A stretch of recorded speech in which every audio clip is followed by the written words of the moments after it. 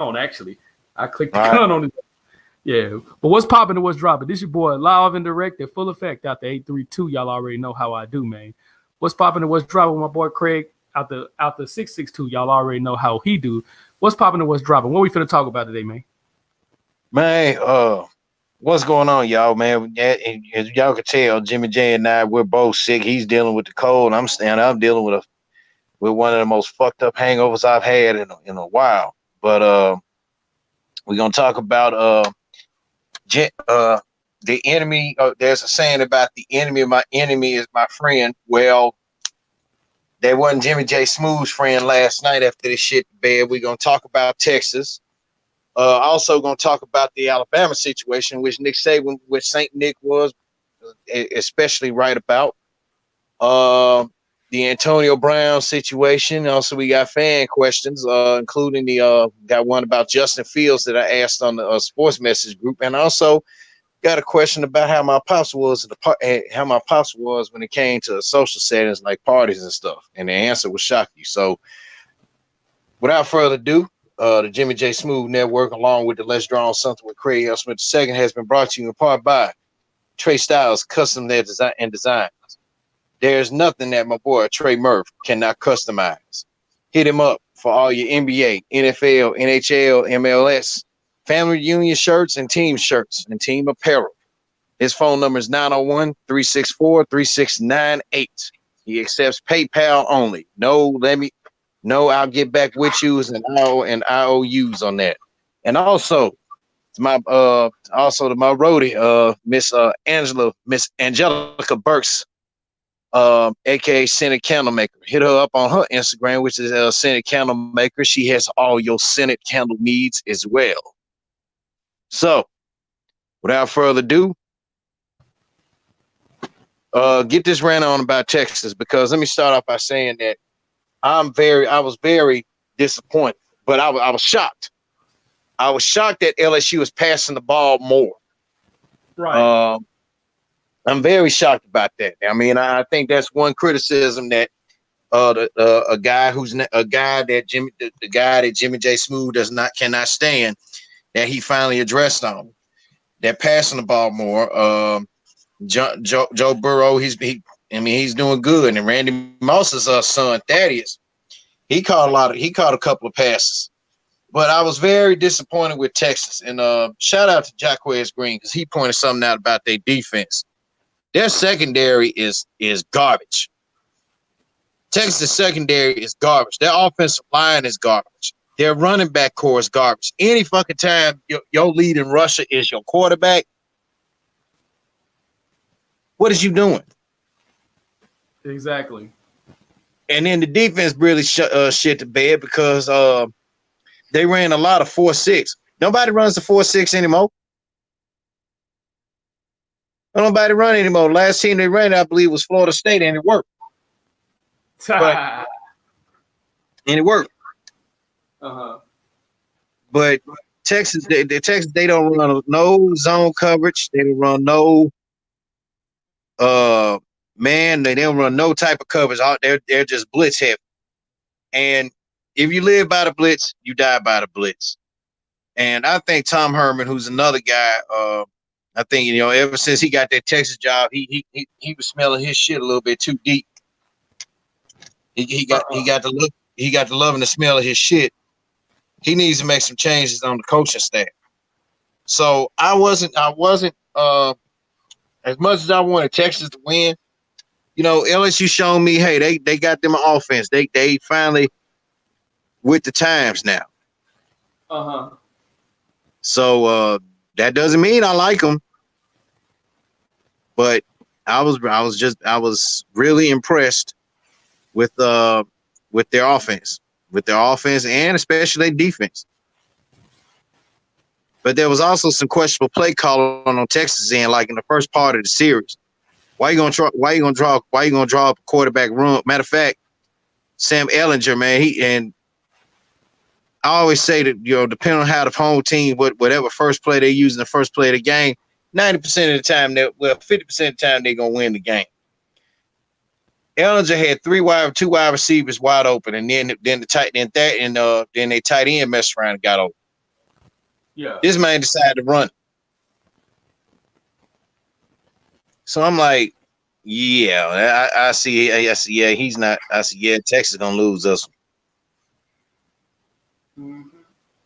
So because I noticed LSU did less running and more passing as opposed to not having the right QBs for offense and whatnot. And Matt Canada's offense, no disrespect to him, it wasn't pass friendly. It had some elements of pass friendly, but his offense is just all motion based. And the offensive coordinator for LSU now, he was a mainstay for a while. He's the tight end. He's the tight end coach as well. Hey, he did some damn good play calling, man. So got to get a props to LSU in regards to them with play calling and steady defense. They beat Texas in their own. Matter of fact, Texas beat their own self in that game. Yeah. So, what are your thoughts? My thoughts is LSU did a great job on beating Texas, and for 1 minute I'm thinking Texas is going to win after LSU took a 20-7 lead and was making it look easy, and then all of a sudden Texas started making a game of it. But nevertheless, it became an exciting game for Texas and LSU, and that's one of those closet rivalries that SEC versus Big 12, SEC versus Texas type teams and stuff like that. It's a little closet rivalry between Texas schools and stuff like that. So they definitely need to play more often. I think they play next season too at Death Valley. Yeah, so that'll be a big game for people out in Baton Rouge, and I had the opportunity to actually. Go to the LSU stadium, and they have a nice little stadium that they got going over there in Baton Rouge. So I think they're definitely going to be 100,000 people up at that Death Valley, at the Death Valley Stadium and stuff like that. So, as much as I hate LSU and they fucking coaching staff, you know what I'm saying? Definitely. You mean the coach, not the coaching staff, just the coach. Well, the coach. I can't stand the coach, but I would say congratulations to them as a team for representing the SEC. And usually LSU always represents the SEC properly in terms of non-conference teams. You know what I'm saying? It's rare that they lose out of conference. Everybody, their Achilles heel have been Alabama. Every once in a while, Ole Miss will come piss on their bed. Every once in a while, Mississippi State on a good year will piss on their bed. You know what I'm saying? But for the most part, the Achilles heel of LSU usually are the Floridas, the Alabamas, occasional Ole Miss teams and shit like that. You know what I'm saying? So they normally don't lose in the SEC West. They normally don't lose.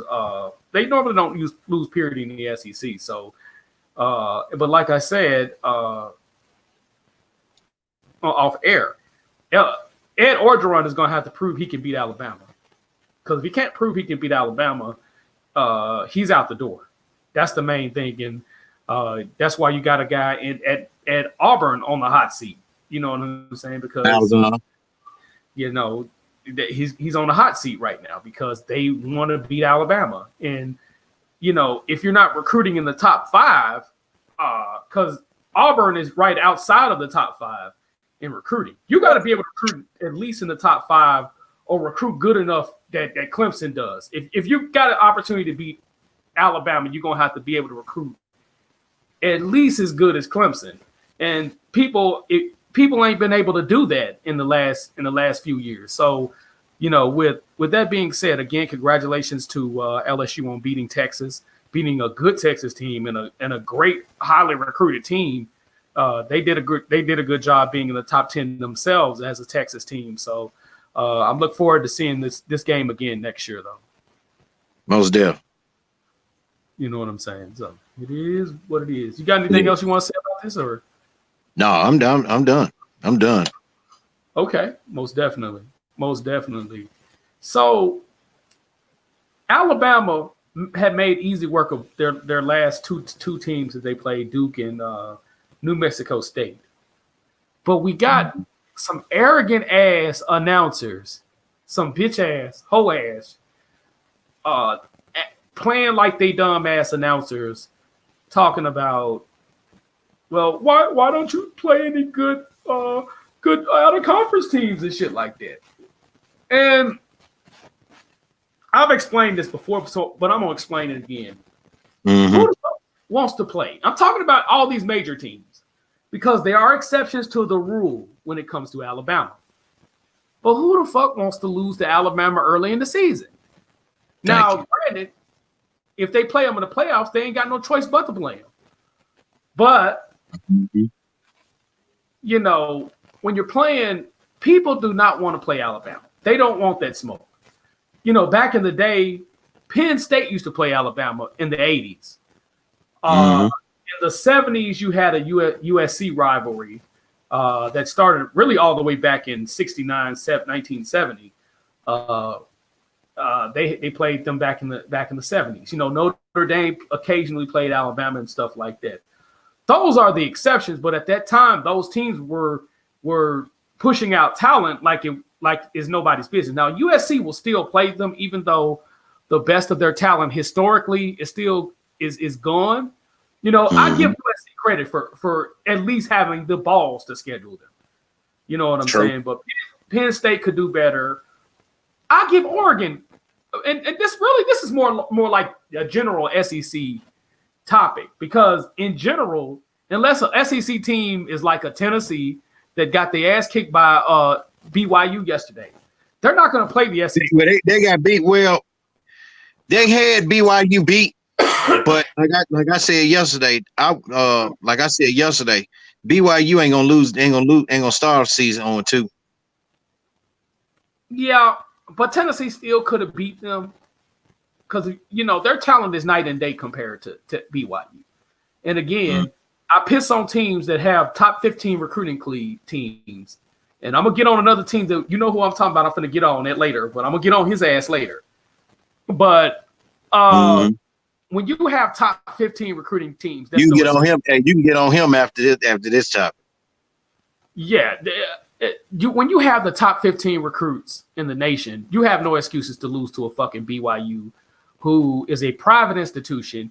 You have to make the grade, and you have to be invited to the campus to even fucking go to the campus. You know, BYU is one of those types of schools that, you know, unless you go into a football game or unless you're invited, you can't even be on the campus. You will get arrested going to that campus, and you're not invited. You know what I'm saying? Sure. So that's how serious.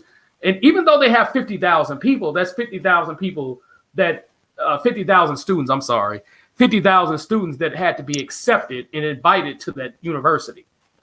That's not an easy university to get in. So to lose to a team like that, who can barely recruit properly, is inexcusable in particular. But back to this particular topic, Alabama, nobody wants to take an L against any SEC team. No. Because most of the time, most of the SEC, you know, in most cases, they have 8 or 10 teams in the top 15, top 20, top 30.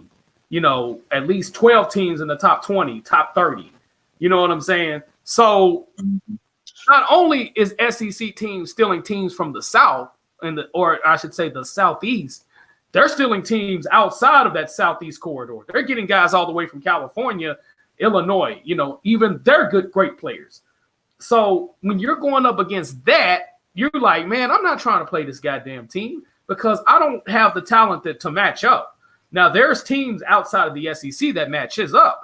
You know, Clemson matches up easily against any SEC team. They will give any SEC team a run for its money. Because, again, I've always said the ACC is a baby SEC. That's all it is. Because ACC teams will give the SEC teams a run for its money. But in Alabama's case, nobody wants to play Alabama too quickly. That's one of those teams you want to wait to play or catch them when they're banged up. Like, there's a reason why Auburn plays Alabama at the very end of the year. You know what I'm saying? They don't want to take no early L like that. That's too easy. They already play LSU early in the season anyway. So to play Alabama early in the season, it wouldn't make no sense. It's more convincing. More people is at home and all that other good shit. but not people do not want to play that Alabama team that early in the season anyway. And teams don't want to play Alabama in general. So it's not Nick Saban's fault that he's scheduling. A lot of times this has something to do with the athletic director more than it is the head coach. Nick Saban is willing to play these guys. Let's not get it twisted. Mm-hmm. Nick Saban ain't scared of nobody. If you have the number one recruiting class no lower than number 5 in the last 15 years, you know what I'm saying? Who the fuck you gonna be scared of when you got that kind of talent coming in? Thank you. Who the fuck you gonna be scared of? Duke University? Shit, University of North Carolina? You gonna be scared to play them motherfuckers who ain't ever won a national championship in football ever? Sure. Probably haven't won an ACC title if I'm not mistaken. You would probably have to go all the way back to the Southern Intercollegiate Conference to find when the last time North Carolina had won a conference championship in football. You know what I'm saying? We're talking about pre-SEC football. We're not talking about the formation of the SEC in 1932. You know what I'm saying? So Alabama is not scared to play no goddamn body when they have the luxury to recruit whoever the fuck they want to. They don't have that bullshit regulations like everybody else. You can walk into the University of Alabama damn near untouched damn near. You know what I'm saying? Well, after you get through going through the metal detector shit, you can walk all around the goddamn campus like it's your shit. It's a public university. It ain't like BYU, aka BYPU. It ain't like Notre Dame University. Another school you have to be invited to go to or at least catch it on game day. You know what I'm saying? It's not like these private institutions you have to deal with. The private institution shit you have to deal with. It's fucking Alabama. True. So y'all aren't able to walk inside the athletic office, who's ever the AD at Alabama. I don't know who the guy is. Couldn't tell you. Even Nick Saban. Nick Saban is very accessible. People don't realize how accessible Nick Saban is. If Nick Saban is accessible to go to a parent's house to have dinner with practically all his recruits and talk to all his parents, y'all should be able to have enough accessibility to call Nick Saban. Nick Saban is not hard to find. You know what I'm saying? Nick Saban is not hard to find. And this is coming from a Tennessee fan / Memphis Tiger fan. You know what I'm saying? This is coming from a rival fan base. I'm speaking from what I know. This is well documented. Nick Saban is very accessible. He is very accessible. You can call him. He will get with the athletic director, see where y'all ass is at on the schedule, and whoop y'all asses too, goddammit. As long as Nick Saban is at Alabama, everybody can get all the smoke, including my team. You know what I'm saying? Because right now, I don't see my Tennessee Vols doing anything, a.k.a. the Tennessee Falls, because right now they falling off like a motherfucker. Hell, they ought to get banned from the SEC with the type of bullshit that they're playing. But I'll give props where props is due. Even from a motherfucker from LSU, I don't like that motherfucker either. You know what I'm saying? I will give a motherfucker props where props is due. But my thing is, y'all talking all this shit about Alabama schedule, a weak schedule. First of all, Alabama deserves a weak schedule every once in a while because they've been trying to play every goddamn body. And then second, they've been trying to play everybody for many years. You know, hell, they've even tried to schedule USC when they were winning the national titles. And they was like, hell, we don't have, but to Pete Carroll's advantage, he couldn't drag them in on the schedule. You know what I'm saying? But there was, you know, before Saban came over there, they were trying to play those guys. But it wasn't the fault of the USC Trojans at that time. You know what I'm saying? It's just so many people was on the schedules like crazy. So I can't place blame on those particular people. I can't place blame on them for that. You know what I'm saying? So that goes to show you how much Alabama won't smoke. Kids come there night and day. You know what I'm saying? Come and go. You know what I'm saying? Nick Saban gets your kids out of college in 3 years. And you telling him he's scared to play one of y'all rinky-dink ass sorry, you know, I'm Michigan losing to OSU after Michigan beat us so many goddamn times over these years. You think he's scared to play these motherfuckers? Hell no. Hell no. I mean, and that's an insult to him, you know. Yeah. y'all insulting the greatest football coach of all time, and I'm putting it on record. He's the greatest football coach of all time. And in terms of college football, greatest football head coach of all time. You think he played some of you sorry motherfuckers? If he could schedule all 4, and he said it perfectly clear, if I could schedule all 4 good conference teams, I would do it. But the problem is people do not want to play us. And rightfully so. People do not want to play Alabama tell us the championship game or the playoff game. They do not want to play that. They don't not want that smoke. Yeah, I mean, look at Central Florida, UCF. Their third game is against Stanford. Exactly. Stanford got their ass whooped last night. Yeah. By USC. Yeah, so you want to travel to Tampa? You want to travel down to Tampa, Florida, to play a UCF team who whooped up on Florida Atlantic, who, by the way, Lane Kiffin needs to start calling plays because Charlie Weiss's son is garbage as an offensive coordinator. Yeah. But, and Nick got a point, man, because, hey, everybody, it's an insult to him for somebody to come out their mouth and say some shit like that. Yeah. Don't nobody want to play Alabama. Yeah. And like I say, I'm not an Alabama fan by any stretch of imagination, and I don't hate Alabama personally. They're a rival team, but I respect Alabama because of their traditions. But the thing is, don't sit up there and say none of these SEC teams, no SEC teams, even LSU, be trying to beef up their schedule, their non-conference schedule. You know what I'm saying? And I can tell you this, but a lot of times, these teams don't want that L on their schedule. No. Because they're already playing in tough conference. Like I say, USC is an exception to the rule. Oregon is an exception to the rule. Hell, even UCLA. I'll give UCLA their props. You know what I'm saying? If they weren't willing to play teams, they'll play them. You know what I'm saying? But other than that, them people ain't trying. Them people don't want no smoke. Them teams don't want no smoke. Florida State will play anybody. I'll tell you. I'll give Florida State some credit. Despite how bad they playing now. Yeah, I mean, struggling with Louisiana Monroe and shit like that, giving them 44 points and shit like that. And I'm gonna get on Trick Willie in a minute. Goddamn, I'm gonna get on his ass. I'm gonna get on your ass, Trick Willie, because you making me look bad, Trick Willie. But my point is, these teams do not want to play SEC teams unless these SEC teams are down on their luck. Hell, you got teams hesitant to play Vanderbilt, much less fucking Tennessee or fucking Alabama. You know what I'm saying? So y'all other teams don't come with that mess talking about y'all tried to play Alabama. No, y'all motherfuckers didn't. And like I say, the people that I mentioned, they are a lone exception to the rule. Those teams will play anybody. You know what I'm saying? And this is not the fault of Nick Saban. You got to talk to these ADs and, hey, put these motherfuckers on the schedule. I don't give a damn what you got to do. Put these motherfuckers on the schedule.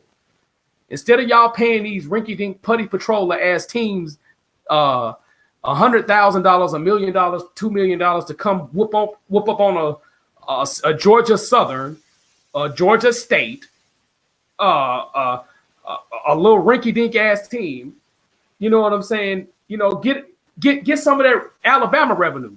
What Alabama's willing to pay? Alabama's willing to pay top dollar to bring one of y'all big name teams, Notre Dame, whoever, whatever, and come whoop y'all ass. We'll pay you. You'll get paid real good. You'll eat. You'll be in the best hotels and everything.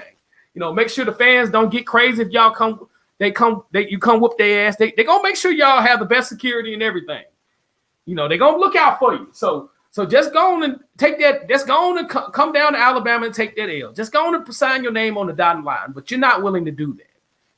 No. And the same for any other SEC team. I'm just not just speaking for Alabama. I'm speaking generally. Clemson are the exception to the rule. Hell, Georgia Tech, with they offensive production ass. I haven't watched them this year, but I'm speaking on the traditional level, not this year because I haven't seen them like that. But even they ass got more balls. Go ahead. Let me cut you off. I watched little highlights of one of the first. Yeah, it's gonna be a minute before Georgia Tech get with a new offense because that wishbone shit is not working.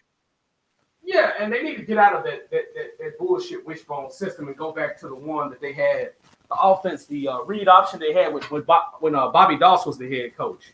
Bobby Dawson and Chan Gailey. You see, Chan Gailey, he put the passing game in with his stuff. Yeah, so those guys need to go back to what they did when they won that championship in 1990 and shit like that. So it's crazy, but again, don't say no SEC team is not willing to play y'all motherfuckers. That's not true at all.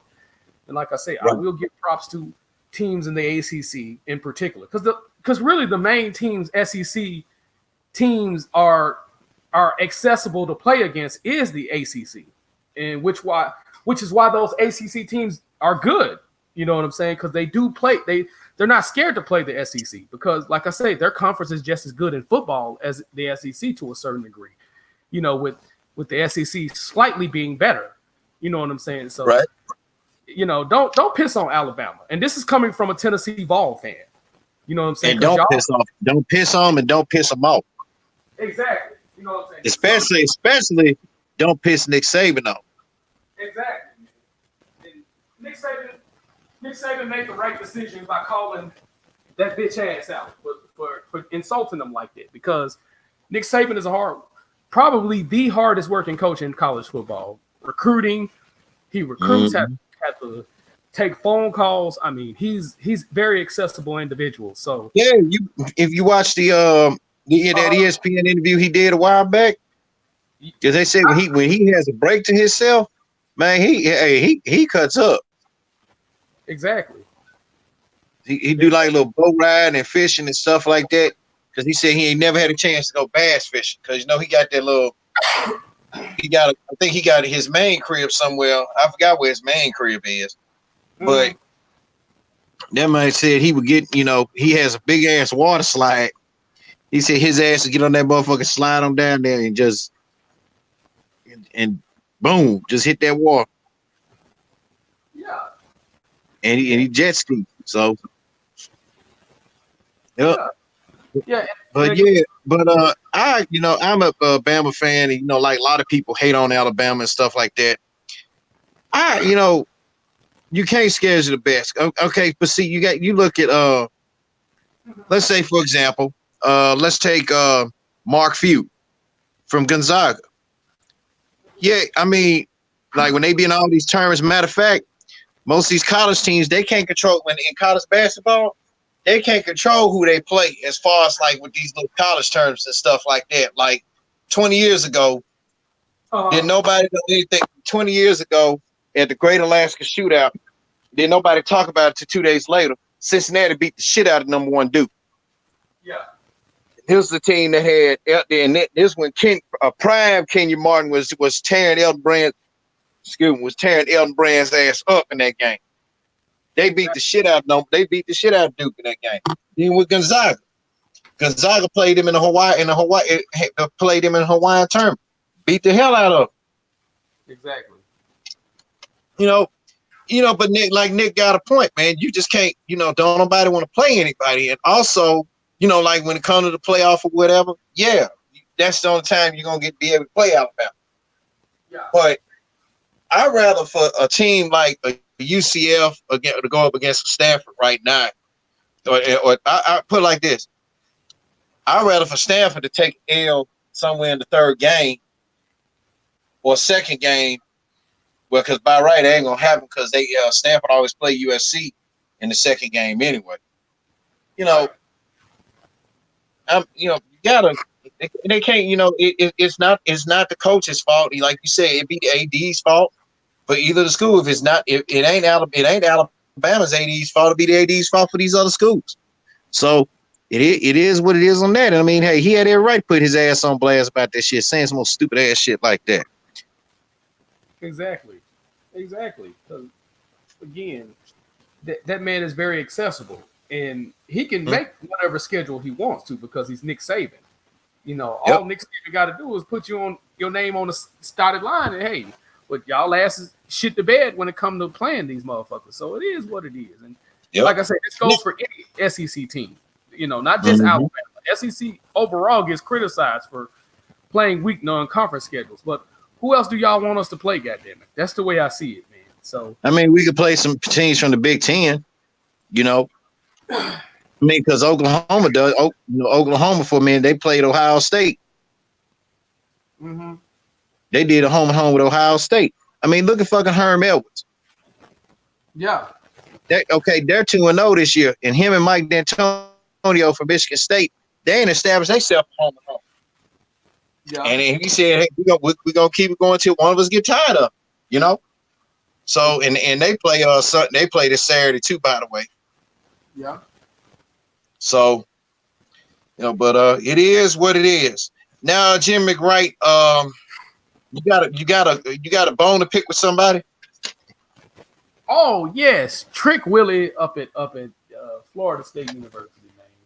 He just been killing me too much to where I can't take it no more. Slick Willie, this is why your stupid ass should have stayed at fucking Oregon. You got too greedy trying to take the big job. Now, when you went to Oregon, I was real happy for you because you deserved it after those 2 years at University of Southern Florida. South Florida. And having those 2 good seasons, one of them winning a conference title, and then going to Oregon and having a pretty decent first season. You know what I'm saying? You got the Oregon fan base behind you and all that good shit, and then you decide to jump ship and go to Florida State when you should have built what you had over at Oregon. Sometimes it's just not good to job hop like that. Because I've been in similar situations as far as the employment side, job hopping from this job to this job, that job.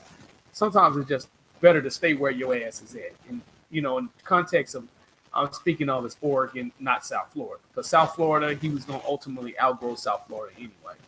Teams are always looking for head coaches or their potentially great head coaches. But these last 2 years for Florida State, you've been looking terrible. These last 2 games, you've been looking terrible. You shit the bed versus Boise State, blowing a lead. You shit the bed, almost shit the bed against Louisiana Monroe, a.k.a. Louisiana Monroe. But you just so happen to have a good quarterback in James Blackman, which he's been playing in. He's been inconsistent this year. You know what I'm saying?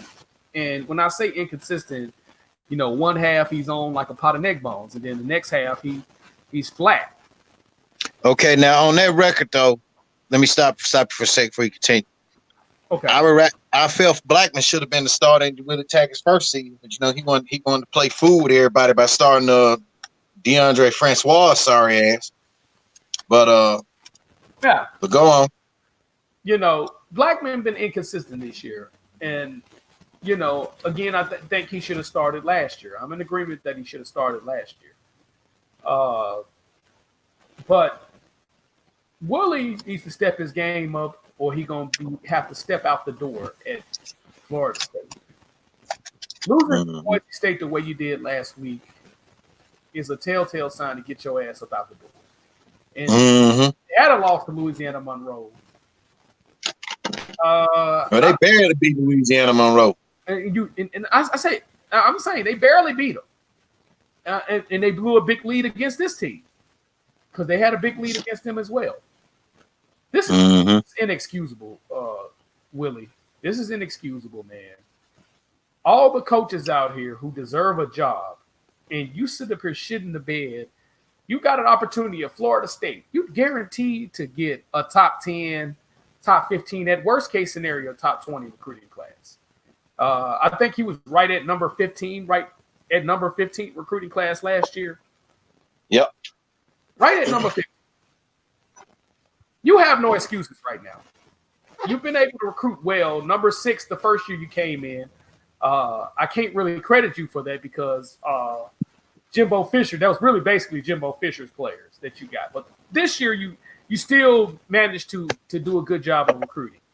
You know what I'm saying? So I have to give you credit for this particular year because you didn't have a full year recruit these guys because Jimbo Fisher wasn't expecting the job at A&M at all. You know what I'm saying? It's just something that happened. You know, when A&M start calling or a Houston area school that big start calling, you know, it's almost crazy not to take that job. So I get it. I get it. But you have no excuses right now. You got the number 15 recruiting class in the country. You know, you need to be acting like you're a competitor. Florida State has no reason to be 1-1. They should be 2-0 right now. You need your ass kicked right now because you got Clemson still on this schedule, you know, and you got to think about that because Clemson ain't finna, you know, give y'all no. They're not gonna lay down for you. Then you still got Miami on the schedule. They're not gonna lay down for you either. Right now, let me look at Florida State schedule real quick because I'm.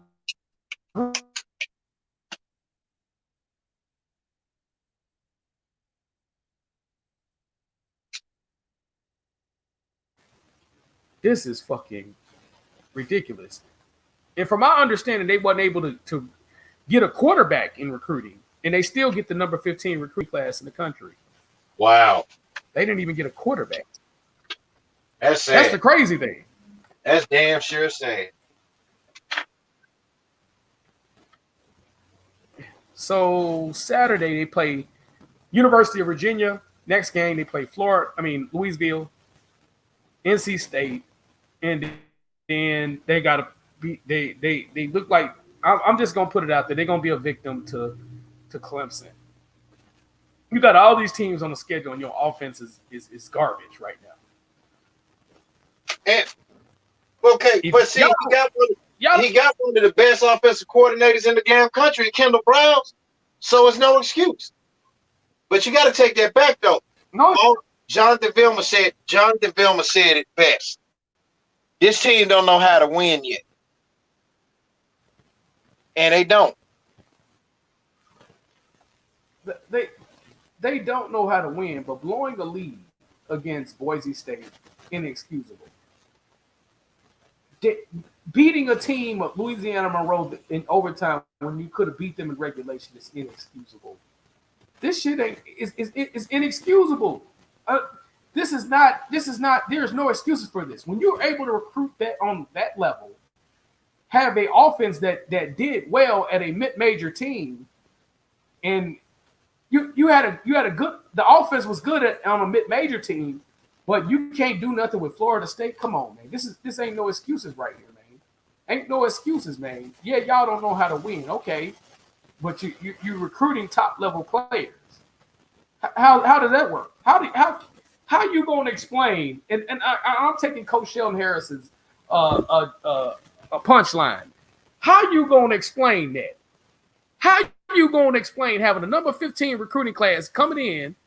You know what I'm saying? And can't beat a Boise State who has to get leftover talent out of the state of California and Texas. How you gonna explain that?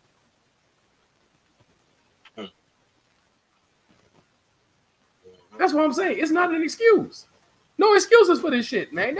He's gotta at least get them to a bowl game. If he don't get them to a bowl game, I wouldn't be surprised if they voided that contract and get his ass or buy him out. Because that's where this is where it's going right now, man. These guys ain't gonna be waiting for this man to do anything good, man. He'll be up out of here, by year 2 or year 3. Shit. So man, yep. I'm just disgusted at Slick Willie for this shit, man. This is terrible. You got anything you want to cook on, man? It's inexcusable, man. I mean, I'm disgusted more than anything, man.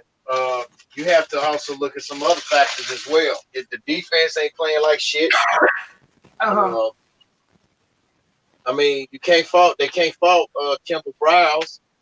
I mean, the offense is good because Willie letting him do the play call. Kendall basically running Willie Taggart's offense, which I am going to say is a damn good offense. But you had a 31-13 lead on Boise, and then in the second half, Boise come back and outscore you 23-0. And then you barely, like you said, then you barely beat a team like Louisiana Monroe. It's no damn excuse. It's no excuse. So Absolutely. because now if they lose to Virginia, which I highly doubt they will, Willie gonna have to win about at least, because looking at that schedule, they got Clemson and Miami, right? Yeah. Okay, those are 2 losses right there. So that's 3 losses. Willie got to be able to, huh? They got Florida on the schedule as well. That's 4 losses, maybe. Willie gonna have to finish 9-4 this year, either 9-3, get a 10-win season out this team. Because he just can't he can't sit back and be all complacent and everything. And we call him Slick Willie for a reason, because he's slick as fuck. But no, man, it's no excuse for it. It's none. Yeah, absolutely none. Absolutely, positively, no excuses for this crap right here. I mean, I don't have nothing else to say on that matter. But it's like you said, there's a whole bunch of coaches that's waiting for opportunity to go this and go and do this and do that, especially black coaches.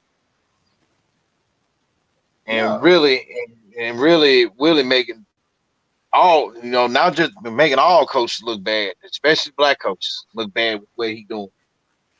Yeah, and I want to see this guy win, man, because really the only black coach that's really doing well right now in college football is Franklin.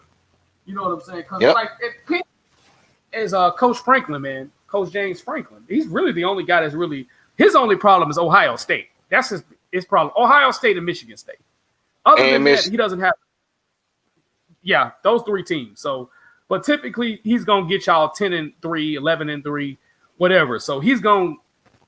Penn State ain't hollering for his head yet, but there's plenty of black coaches that deserve a head coaching job. I think T. Barton deserves a head coaching job, to be honest with you, man.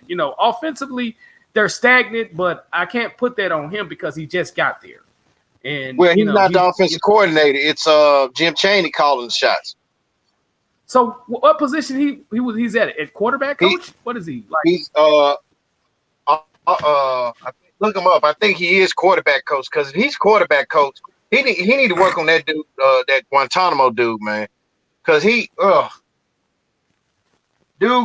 put up some numbers, but it's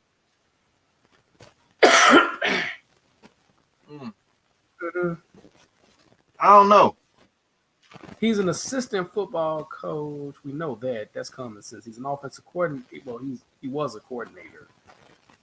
He was offensive coordinator at USC, and USC fans is crying about his play call. It ain't all about the play. It ain't. I look at it like this here. It ain't about the play calling. It's the execution. Yeah, because he did a good job at Kentucky with the wide receivers coach.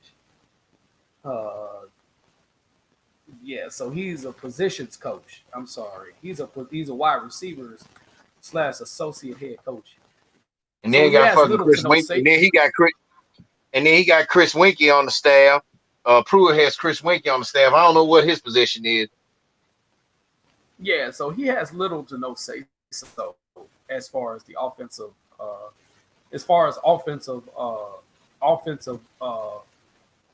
input is concerned. But I think he needs to be the offensive coordinator. But I think he's trying to get the head coaching job at Tennessee, which I wouldn't. You know what? I think that would work out for him if he was get the head coaching. It job. would. I wouldn't be surprised it's in the works. Yeah. So yeah, I think that would work easily for him. So, but yeah, there's plenty of black coaches that deserve a head coaching job, and like I say, if y'all not gonna do it right, don't do it at all. Like Ike Turner said, and what's love got to do with it, man? You gonna sing this shit, sing it right, man. Shit, and losing to the putty patrollers. You know what I'm saying? Every once in a while, you're gonna get one that's gonna fight back, but losing to the putty patrollers is a bad look. When you got the Power Rangers, man. I mean, this is just ridiculous in this department, man. But yeah, I think that's the reason why he took a step down, because going from USC to Tennessee for him and becoming a positions coach at Tennessee, that's kind of a step down for T. Martin. You know, being the offensive coordinator, from an offensive coordinator to a positions coach / associate head coach, that's a step down for him. Yeah. So, and I hope he getting paid well enough, because all the money Tennessee making there, what they give for them, and if you paying the coaches, shit. I definitely like to know I definitely like to know how much the coach's budget is, as far as him getting the staff and everything. well, they have a budget out there at Tennessee. They have a hell of a budget, but they're not. I wouldn't be surprised if the offensive coordinator was making close to 800, 900 out there, because Tennessee has a big budget for not to say basketball. They have a big budget for football. The thing that they invest in is basketball. That's their downside right there. They don't invest a lot of money in basketball, but they definitely invest a lot of money in football. And like our boy Corey Wolf said, football is king for people, especially at Tennessee. Yeah. So with that being said, man, Tennessee need to get it together. You know, Slick Willie need to get it together, man.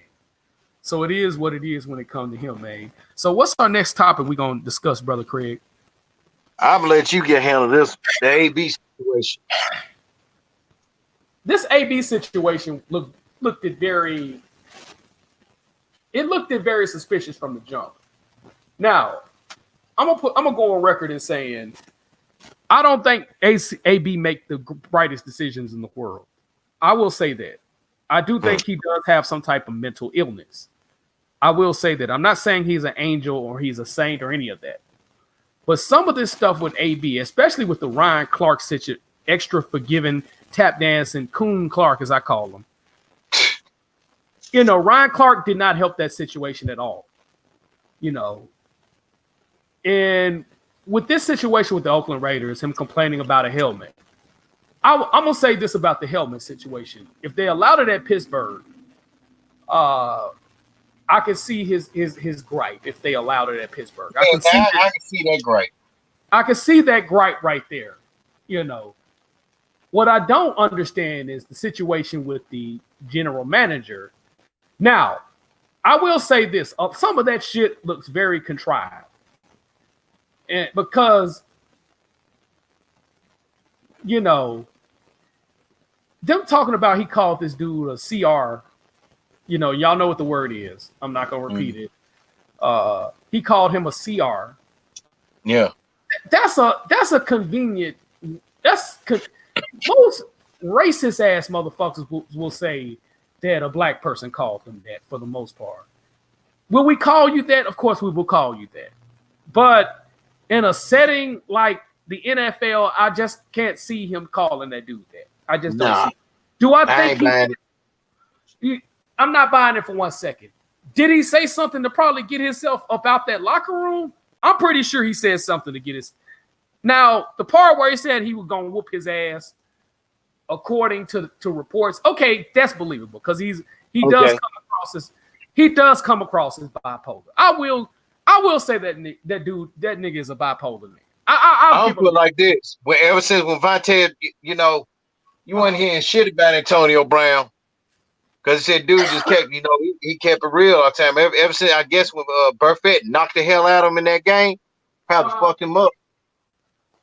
Yeah. Vontae Burfett knocked the hell out of his ass, full speed. Wham! So, I'm not saying this dude do not have any issues. I'm not saying that. But some of these reports that are coming out, especially with TMZ and the convenience of that, it just looked too goddamn staged. And it wouldn't shock me. Another thing is, it wouldn't shock me if he staged some of this stuff as well, because now he's playing for the New England Patriots. Now I don't think, I think he's starting tonight. Are they able to do that? Shit, damn. I don't know, because they play Pittsburgh.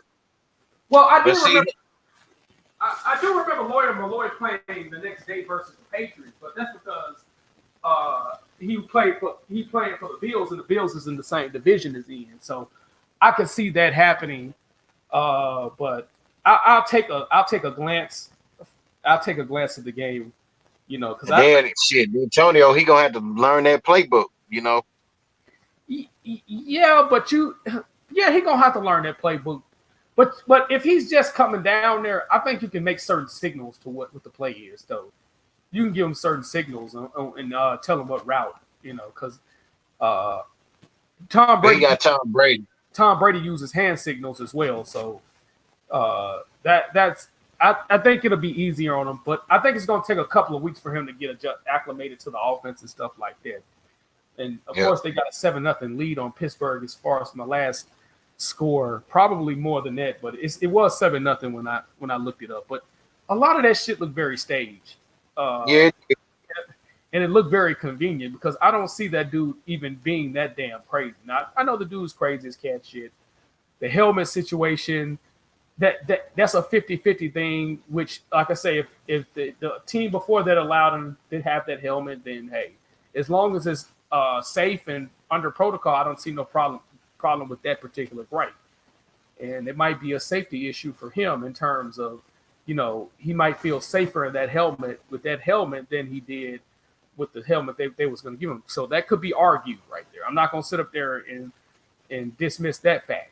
But like I say, some of this shit looks staged. Again, this dude is not the brightest guy in the world. You know, he might be suffering from CTE. He might be suffering from a bipolar disorder. The same thing Charles Haley had in the NFL. You know, he had a certified doctor to say he was bipolar. He even came out on My Football Life and said he was bipolar. So we could be looking at a situation like that. But nevertheless, I'm glad he's able to still get his money. I hope the kid gets some type of help in that situation. He does need. You know that man 31 years old. Yeah, he's 31. Yeah. You know that like. You know, and that could be true. You know what I'm saying? But like I say, we do have to address some of these mental issues with some of these players because CTE can contribute to mental issues as well. Not giving this guy no damn excuses. I'm not. But if this guy needs help, one of those teams, including Bob Kraft, he needs to evaluate him as well. Mm-hmm. Because it could be a repeat of what happens with the Raiders. Again, I'm dismissing this as pretty much a staged situation for him to get, because he was definitely out of the league after them coming out with reports calling the guy a CR. Then you know he was out of the league for real. You know what I'm saying? And I don't think Roger Goodell would allow a guy to sign in the league calling people those type of, especially with the climate and what type of motherfucker Roger Goodell is, because I can't stand Roger Goodell. That's one person I can't stand. Out of all the commissioners, I can't stand that son of a bitch. That motherfucker. I'm gonna say it. That motherfucker's racist. You know, he just racist in my personal opinion. So I don't like that motherfucker.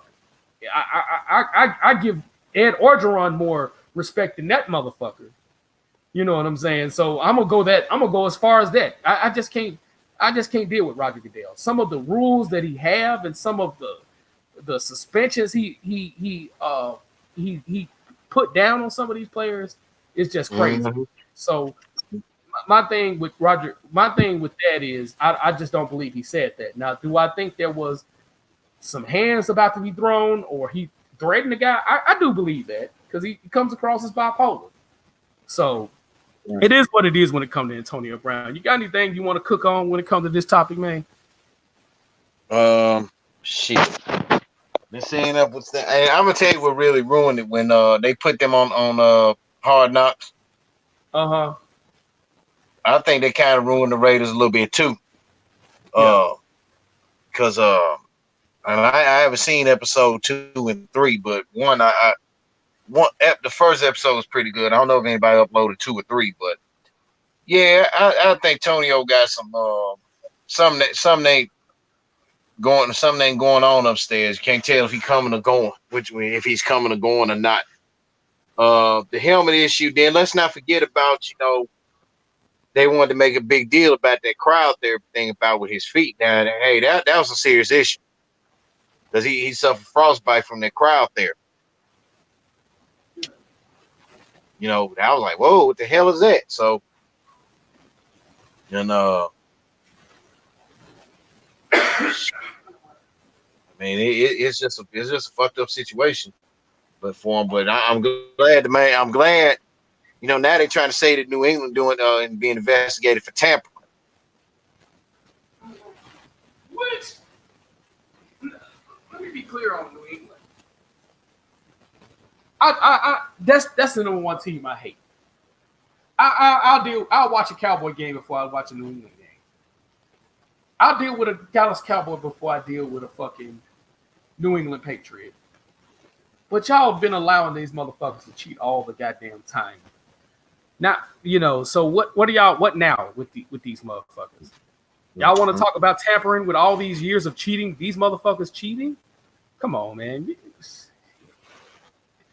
I say let the shit go down. Let it go down. Y'all tried to basically blackball this kid out of the league, Antonio Brown. That's the only reason why I'm happy for this kid is, even though he got with the New England Patriots and I don't like them bitches, if they willing to give this man a job, or anybody else willing to give this kid a job or his last chance, I don't have no problem with it. And this is coming from the biggest New England hater in history. I don't like those motherfuckers. When New England lost to the Philadelphia Eagles, even though I was not watching football, you know what I'm saying? I was happy that them bitches lost. Them Trump supporting ass fucking New England Patriots. Yeah, the owner in Tom Brady is a Trump supporter. So is Bill Belichick. Let's just keep that 1,010. That's documented. I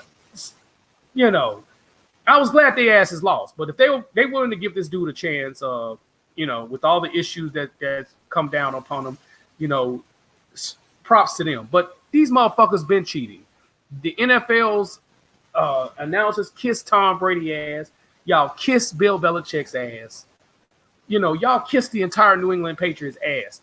Leave that shit alone. If you're gonna let them cheat all this time, then leave that shit alone. Fuck it. You allowed them to cheat all this goddamn time. That's the way I look at it.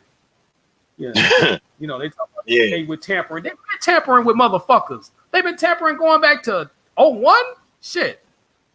And now y'all want to say something? After this man, this dude get this guy a job? Man, fuck y'all. Get out of here. Y'all want to, y'all do shit when it's convenient. Fuck out of here. Mm-hmm. So, again, I hope AB have his shit together, and he got a couple of kids from my understanding. And a wife, so hopefully Miss Brown can get him some help as well. If you're listening, because it's not very many people on this motherfucker, but hey, the people that will ultimately listen because everybody's watching football or doing something on the playback, tell that woman to get that man some help. Just tell her Miss Brown to get this man some help. You know what I'm saying? Eventually it's gonna be about 20 or 30 people viewing this. But we know it's football and people like their football and people at church and stuff like that. We have a few viewers, but to the ones that are actually watching, and the people that eventually will start watching, shout out to y'all. Y'all the number one team. You know what I'm saying? So, man, Sammy Watkins cut up today. That man had 198 yards receiving. For the Bills? No, he with Kansas City. Oh, Kansas City. Okay. Oh, Kansas City gonna be all right. They got a good quarterback in Pat Mahomes. I think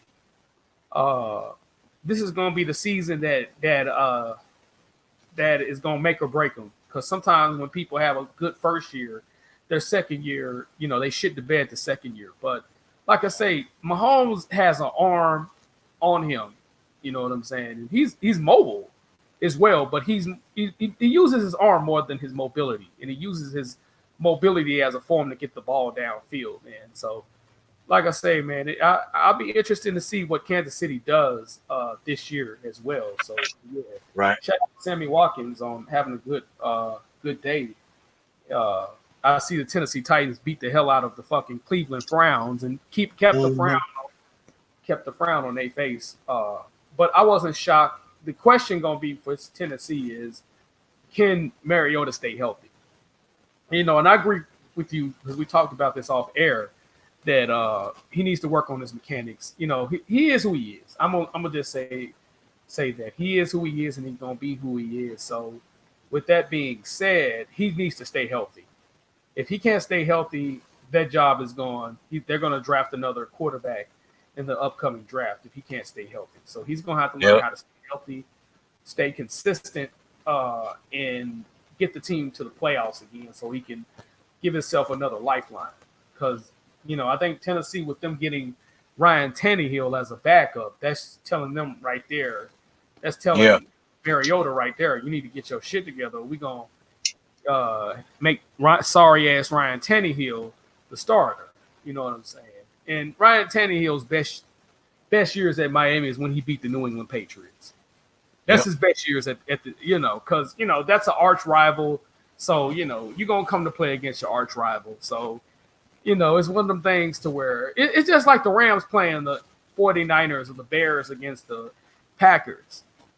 Somebody going to show up in that game that you don't at least expect. So a clock is right every once in a while. So that was Ryan Tannehill's career against New England. You know what I'm saying? His career was playing the New England Patriots, basically. So we'll see what happens with Mariota and the Titans, man. So the Arizona game versus Detroit, that ended in a tie. Damn. It ended in a tie. Kyler Murray was, he was sacked 5 times, and which one of those sacks was called back due to a stupid ass penalty. But he did show some grit. He did show some potential as far as he showed some potential as far as toughness is concerned. So it'll be interesting to see. He's gonna have to use his mobility, his escapability. Because him just dropping straight back, that's not going to work for him. So he's going to have to do some film. He's going to have to look at some film with Fran Tarkenton and Russell Wilson.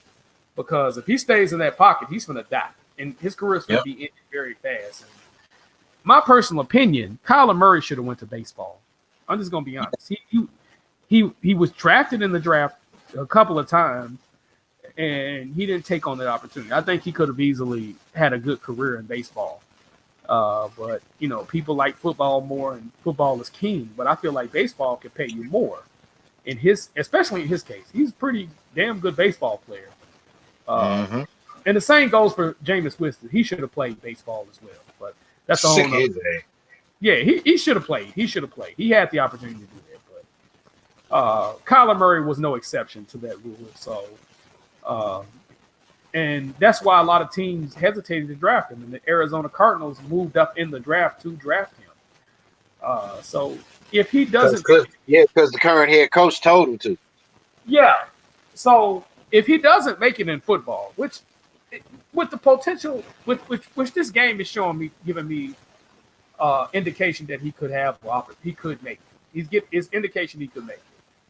But if he fails in football, he can always go to baseball. If he shits the bed in football, he could make it in baseball easily. He's still got that door. The door is still open. One guy who impressed me today was Lamar Jackson with the Baltimore Ravens. He lit those Dolphins up, and he needs to stay more consistent. He needs to stay more consistent. That's the thing. He had. Yeah. So wait a minute. So are you back to watching NFL now? I haven't watched the NFL. I actually have not watched the NFL. I have not. I've looked at the stats. I'm watching the stats. So you're not gonna. So are you gonna be watching any of the games this season? Again, I have not watched. I have not watched anything. I've actually just coming back from sleep. Actually, prior to me, but I do keep up with the stats and stuff like that. But Lamar Jackson looked good today. He had 5 touchdowns, no interceptions. Haven't even got touched in there. So, they 59-10 versus the Dolphins. So it is what it is when it comes to those guys. So, yeah, but I haven't watched any of those games. I've been sleeping most of the day. So yeah, I got you. No, but I was asking, are you gonna watch any NFL games this season?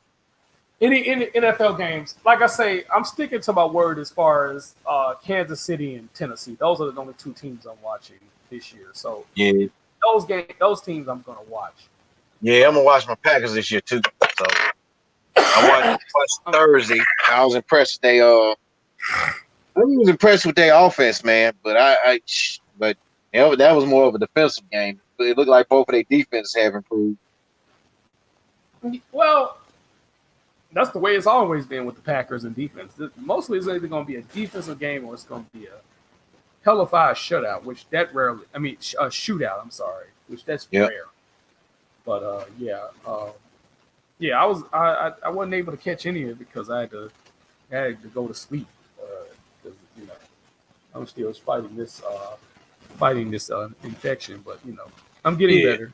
So it is what it is when it comes to. But yeah, I'll be watching the Titans. I'll be paying close attention to them and the Kansas City Chiefs, which is the only two teams I'm interested in even looking at. But I just wanted to definitely shout out that brother. Definitely want to shout out Antonio Brown. And hopefully he gets his shit together. He gets some help. He needs it. I'll be honest with you. He needs it. And like I say, he doesn't make the best decision, but again, some of this shit is definitely far-fetched in my personal opinion. So it is what it is when it comes to that, man. You wasn't able to watch the Dave Chappelle special? But I heard it was funny. Some people I was reading on my Facebook feed, one chick talking about some, I just can't get into it. I'm like, the fuck? And then I looked at some clips that was up, somebody uploaded on from Netflix. That shit was pretty fucking funny. Yeah, I mean, Dave Chappelle, again, if y'all have not watched the Netflix special, if you sensitive as hell, don't watch that motherfucker because he gon' offend the hell out of you. In this one clip, man, he was like, he was like, man, if I was a pedophile, I would, and I had Macaulay Culkin, I would fuck that little motherfucker if I was a pedophile, nigga. I died laughing at that motherfucker. How he gonna be a pedophile? He ain't do nothing to Macaulay Culkin. I'm like, damn, he was straight up offensive as hell. I mean, Dave Chappelle is a Virgo, and they harsh as hell. Hypocritical. They hypocritical and they're very harsh. And Dave Chappelle, in terms of the harsh part, I don't know about him being hypocritical, but him being harsh, that he ain't no exception to that Virgo. He went there, and to me, he reminded me of Richard Pryor in that Netflix special. And people are already putting him up there with Richard Pryor. I say not shit. He got to do a couple of more of these specials before I even put him in the ballpark. He got to do a couple of more of these specials. But I can say this particular Sticks and Stones, he reminded me of Richard Pryor all day, back from the 70s, before cocaine really hampered Richard Pryor's ability. Because at the prime of Richard Pryor's career was the entire 70s was all Richard Pryor, and then the 80s was Eddie Murphy, the 90s, one could argue Martin Lawrence. It was a toss-up in the 90s. So that's what Dave Chappelle, this is his era right now. He's already won an Emmy Award and 2 Grammys for Best Comedy Album. His last two Netflix specials won Grammys and Emmys and shit like this. So,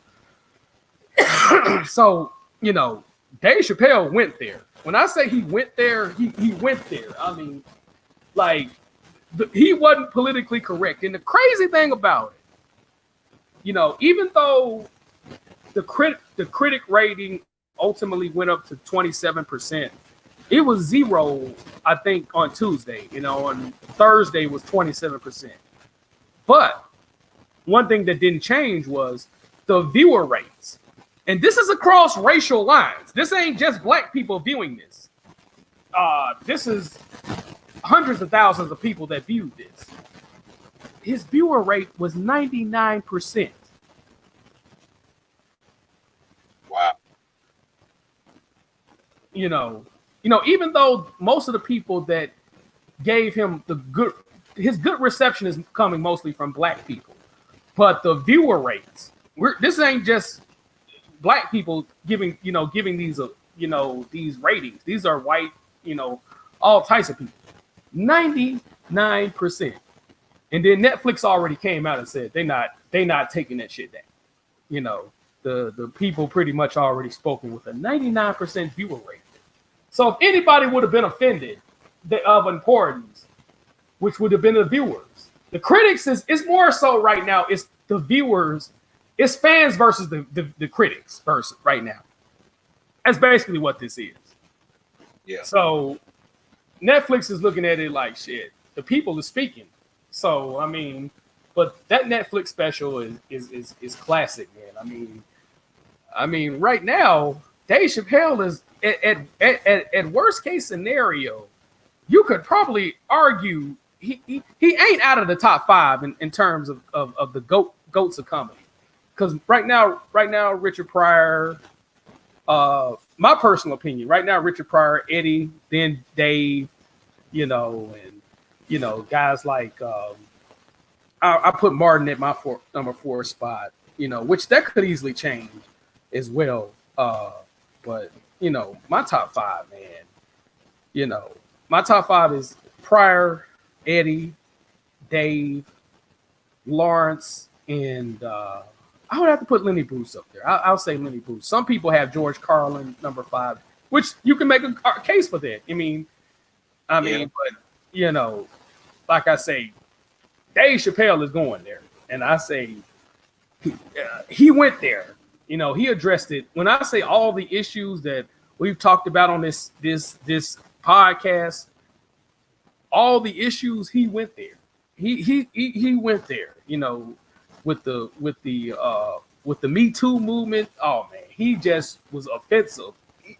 He was just all out offensive. He launched an assault on people. So I might, for those listening, man, just go check out that Dave Chappelle special, man. And when you get a chance, Netflix offer free trial for 30 days, and then you pay whatever from $7 to $15, I think it is. So it's funny as hell, man. I was dying laughing when I seen that. I was like, oh man, shit, he going to hell for this shit. When you make me laugh so hard, I tell you going to hell, dog. You made me laugh like a motherfucker, man. You know what I'm saying? So definitely shout out to Dave Chappelle, man. And other news, man, Eric Gordon got like a $53 million contract from the Rockets. So I reported that. I reported that in the group. Yeah. So it's looking like Capella may be the odd man out. Yeah. But somebody's going to get traded for the Rockets. I'm gonna tell you that now. I'm standing on my stone and saying somebody's going to be up out there with the Rockets. I think Capella's going to be the odd man out. They're going to make a big trade before the deadline is up. It would shock me if Fertitta didn't do anything, because with him investing in Capella, it'll be interesting to see if he's going to trade that off. But again, if you're not playing well, Fertitta going to get you up out of there. So it is what it is when it comes to that, man. So, man, you got anything you want to say before we get off this motherfucker? You got any other topics or fan questions? You got fan questions. I just thought about it. We got two of them right quick. One comes from let's see, I pulled up the first one here because I got him on the laptop doing live stream phone. Okay. This one comes from LJ here in Memphis, Tennessee. She said, "What's up, guys?" I guess it's a she or he, whatever. LJ. They said, "What's up, guys?" They said, listening to I recently listened to the Jimmy J Smooth Network episode in which they did a dedication to his co-host's father. Okay, I had to burp, so excuse me, y'all. Hangover. Still recovering from this shit. Okay, by the book, they said they recently listened to the episode in which you did the dedication to your to Jimmy's co-host's father. We were talking about Pops. Craig has said some things on there in the past before this dedication show when he talked about his own party habits, talked about Craig. Did his dad? How was his? What? Why? What? They wants to know. They want to know how my pops was in the social scene, especially at a party. Uh, I'm not speaking ill of the dead. I'm gonna be careful. I'm still be careful what I say. Sometimes it was best. Sometimes it was best that he rode. Him and Mom's rode to a party by themselves, and then you ride on your own. Uh, at times, he can have a good time and other stuff, and then sometimes, if I'm there, he can find ways to kill me. He found ways to kill my mood, so to speak. You know, like one time went over the sis house and think her stepdaughter's over there. Stepdaughter and her now husband. Shout out to Quan Chi Brown, by the way. At the time they were living at the time uh my adopted sister was living in Fraser, okay, Right. and they had a house out there in Fraser, Right. and we went over there, and I think Quan and a couple other guys they were playing. They had the PlayStation 3 out, was playing the game and stuff like that and whatnot. Pops making his business go to instead of his business, leave me alone about what I need to do. He just impolitely and just did it like rude, talking about, hey, you need to go out there with your mom. Like, dude, come on, man, leave me alone. I'm trying to have I'm trying to have a good time, just like I'm trying to have a good time, and you ruin it for me. So when it came, if I was at a party with them, he would kind of ruin it for me. And he cock blocked me hard one time. I got his ass back for that shit. This is at another moment. This one at the same moment. This is at another party, man. Wow. And that's there because it pissed me off again. Because man, he had cock blocked me so goddamn hard. He thought it was fun, Yeah. you know. But I guess he was okay. If it was just him and Mom's out going to a party, they were able to, do their thing. They were able to enjoy themselves. But if I was around, I'd do my best to duck and dodge them. It's just like, look, and I had to tell him one time, I said, Pop, look, when we at a party, man, leave me alone. Let me have Exactly. stay out of my way. And but then if you be around, I'm not gonna be in your way. It's a simple rule, and I told him, I said, man, that's a simple rule. You got to follow me. I mean, and all this stuff talking about go check on your mom, dude. Leave me alone. Let me have fun for myself.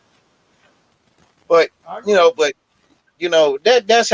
but that's how he was. If it was just him and Mom's at a party, yeah, they'll have a good time. But then if I was there, he'll find a way to kill my he'll find a way to kill my mood on purpose. I.e., he would go into business for himself on some shit. And sometimes it can be very uncomfortable. Yeah. And it was just like, damn, dude, you know. So that answers the question right there, Sometimes, but I've gone on record and talked about my partying. I do my, I do my bit. I do my best to have fun. So, yeah, I do my, hey, I do my best. I do my best to have fun and whatnot. But and sometimes, hey, I've had one of them sessions, man. I party so hard, I've come in late in the morning time, like between 8 9 o'clock in the morning. That was my younger days. Can't do that shit now. So, Oh yeah. but yeah, that's how he was. So, sometimes that's why I just said it was just best if you roll by yourself. So if you rode in your own car instead of riding with them, because you got to leave when they get ready to leave and whatnot, and shit. And sometimes, I mean, like if you get lucky, like for example, meet a girl, whatnot. I got my own shit. Hey, me and the woman, we can go back to the crib, do what I need to do, and come on back.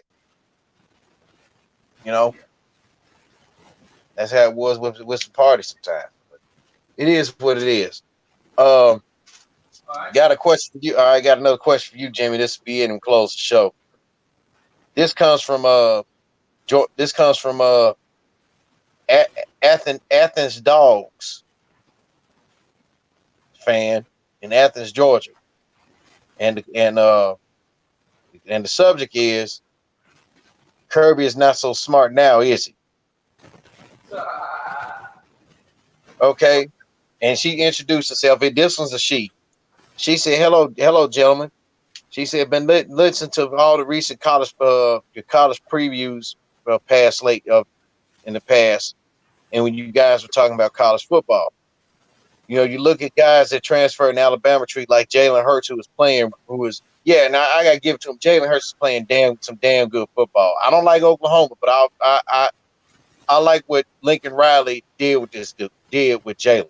That's another story another time. Right. Because Jalen Hurts right now, he's completing 85% of his passes right now. That's a good thing. Yeah. So that's damn good. With Jalen Hurts transferring to Oklahoma, Kirby Smart wasn't really not smart with this decision by recruiting Justin Fields to Georgia only for him to sit on the bench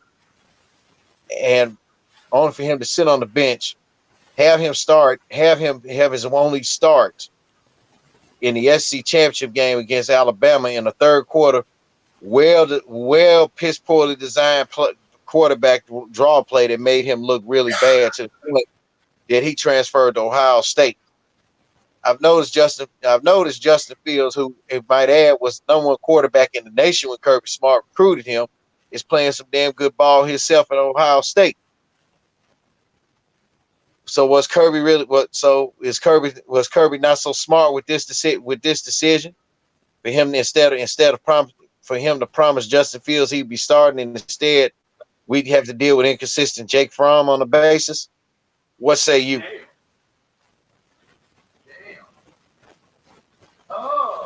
Kirby wasn't so smart with that decision, and man, it's. And like I say, man, and he came out the same year Trevor Lawrence did, which those guys were 1 and 2, depending on what publication. One had Trevor over Fields, but for the most part, Justin Fields was the number one quarterback coming out of the same city, which is Atlanta, Georgia. You know, because I don't even consider those rinky-dink ass suburbs a difference. You know, one was in Lawrenceville, one was in Kennesaw, but those little suburbs is going to be connected to Atlanta always. So. With Justin Fields, man, I think he made the right decision, which is why the NCAA did not penalize him and made him sit out a year, because they understood the situation that was going on in Georgia. And he got one of the best attorneys out there that was known for helping players with their transfer eligibility. And he has damn near 100% success rate when it comes to overturning someone's eligibility and allowing them to play. The attorney that he has, I can't think of it, but it's on Wikipedia. Look it up, but I think it's right at 100, between 95 and 100% success rate.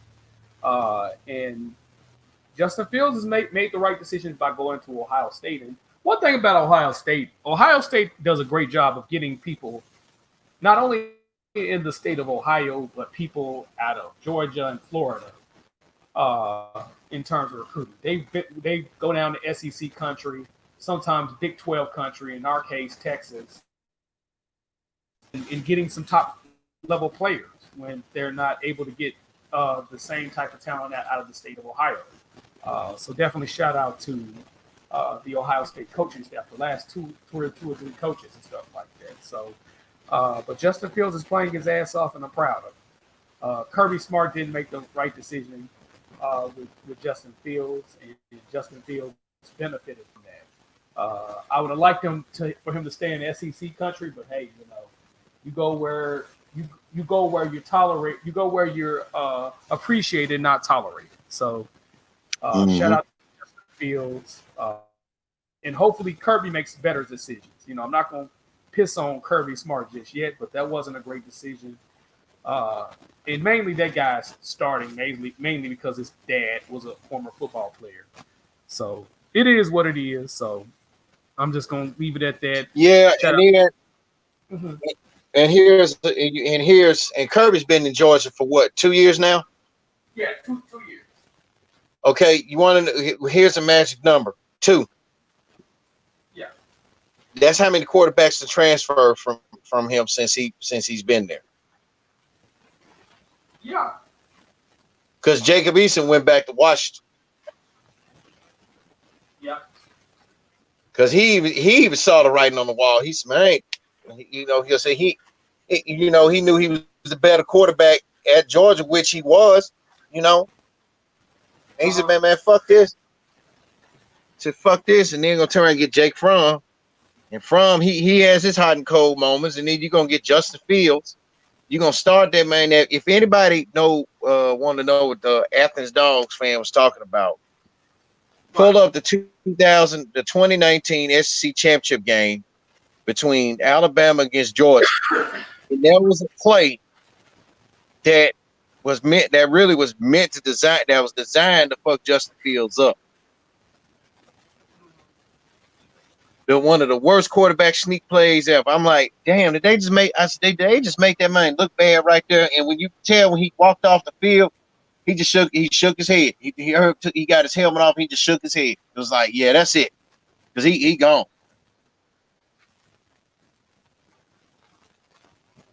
Yeah, man. I mean, that's definitely unfortunate for Justin Fields, man, to go through that hill, man.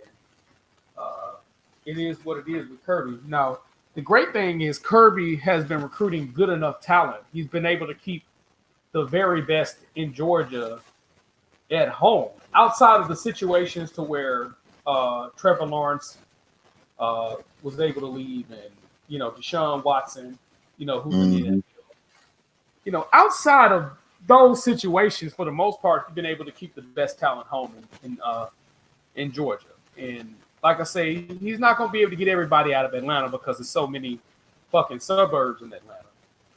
Right. So he's done a good job recruiting. It just quarterback play, if it's a weakness, but Saban had that weakness to a certain degree. I ain't gonna say that's been his Achilles heel, but that could become an Achilles heel for Kirby Smart, though. I'll tell you that. Because at least with Saban, his players gonna stay at least for 2 to 3 years tops. Yep. And at least graduate before they actually transfer. You know what I'm saying? Because Saban always tell his parents or the parents of these kids, hey, if I don't do anything else as a head coach, I don't get you in the NFL. I want to at least get you walking across this stage.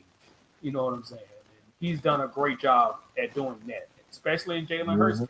You know what I'm saying? And matter of fact, Jalen Hurts, I think he's working on his master's as well. Because he already graduated. He's already graduated. He graduated before the season last year, so he's working on his master's as well.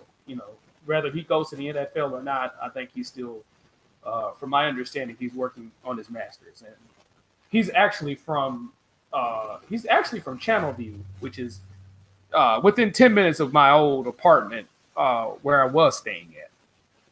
Right. So he played football like 10 minutes down the street, and I actually didn't know this until he actually got to Alabama. So I'm like, damn, that's only like 10 minutes down the street, shit. Because when you living in Houston, you think stuff be far out, and you start seeing these suburbs, and you be like, this bitch is far, far, far. And then come to find out that shit was only 10 minutes, without traffic. When traffic is going to take you longer than that, of course.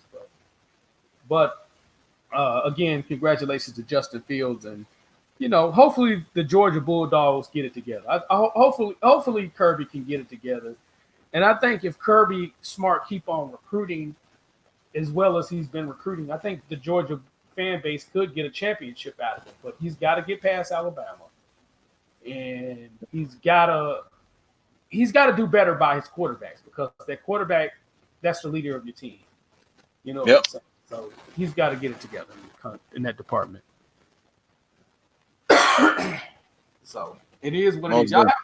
You have any other fan questions other than that, or what? No, there was only too, man. We ain't been getting much. I ain't been getting much in the inbox as of late. So, Okay, no problem with that. But man, do you got anything else you want to talk about before we get off this line, brother? man, I did have one topic in mind. Go ahead.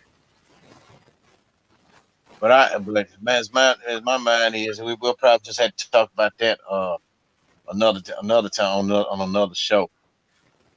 You Okay. know, it's mainly has something to do with women, and Okay. really, some women, I see where really it's a very good reason why some women are in a position where they are in now. Let's just put it like that. So, that's why I said just got to get the thoughts and stuff together. So my mind kind of, you know, Oh, you know, I hear you. I hear you, man. Well, anyway, man, this your boy live and direct in full effect out the 832 with my boy out the 662. And y'all already know how both of us do. Y'all have a good night, man. Don't drink and drive. And y'all have a good weekend. I mean, good weekend, good weekend. All right. Peace out. and the pleasure has been all y'all's.